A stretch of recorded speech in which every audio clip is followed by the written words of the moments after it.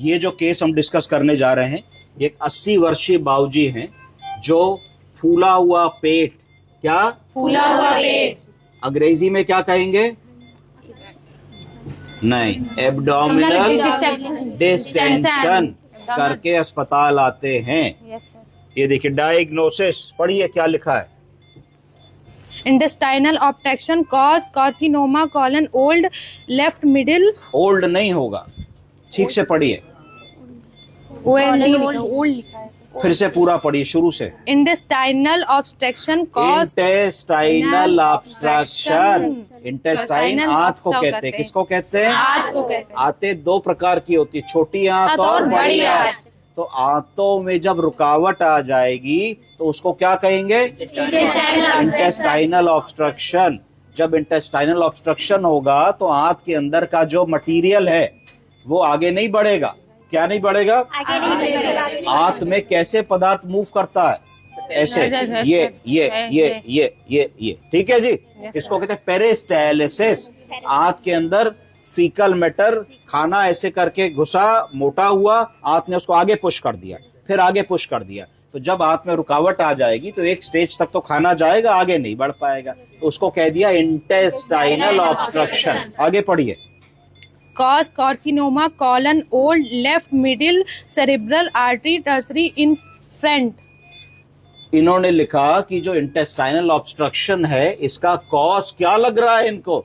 Carcinoma of the colon. क्या लग रहा है? Carcinoma of the colon. क्यों? क्योंकि इन्होंने उसका सीटी स्कैन और अल्ट्रासाउंड जब किया तो उनको कोलन के आसपास का एरिया ऐसा लगा जो कि कैंसर के लक्षणों से मेल खाता था। अब कंफर्म करने के लिए, ऐसे आप किसी को कैंसर की टोपी नहीं पहना सकते, आपको कंफर्म करने के लिए क्या करना पड़ेगा? आपको एफएनएसी या बायोप्सी करके प्रूव करना पड़ेगा कि जो आप सोच रहे हैं वो सही सोच रहे हैं कि गलत सोच रहे हैं। अगर आप सही सोच रहे होंगे तो मैलिग्नेंट सेल्स स्लाइड में पॉजिटिव निकलेंगे, हिस्टोपैथोलॉजिस्ट आपको वैसी रिपोर्ट देंगे, तो फिर आप एंटी कैंसर ट्रीटमेंट की तरफ जाएंगे, कीमोथेरेपी, सर्जरी और रेडिएशन ऑन्कोलॉजी के बारे में सोचेंगे। और अगर नहीं निकलता है तो फिर आप मेडिकल मैनेजमेंट के बारे में सोचेंगे। मेडिकल मैनेजमेंट में क्या देखेंगे कि इलेक्ट्रोलाइट इम्बैलेंस तो नहीं है। सोडियम पोटेशियम की कमी सबसे पहला कारण होता है बुजुर्ग आदमी में इंटेस्टाइनल ऑब्स्ट्रक्शन का, उसको आसानी से ठीक किया जा सकता है। पोटेशियम की कमी is the most commonest cause.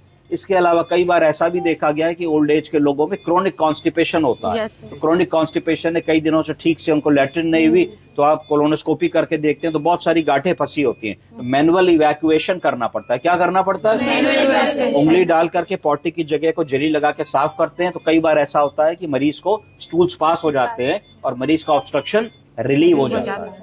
पहला चरण क्या होगा? इसको रिलीव करने के लिए और आराम देने के लिए हम मरीज को आरटी इंटूबेशन करेंगे। क्या करेंगे? आरटी इंटूबेशन। राइल्स ट्यूब डालेंगे। राइल्स ट्यूब क्यों डालेंगे? राइल्स ट्यूब से कॉन्स्टिपेशन का कोई मतलब नहीं है। कॉन्स्टिपेशन मतलब लैट्रिन नीचे से होती है, आप राइल्स ट्यूब ऊपर डालेंगे।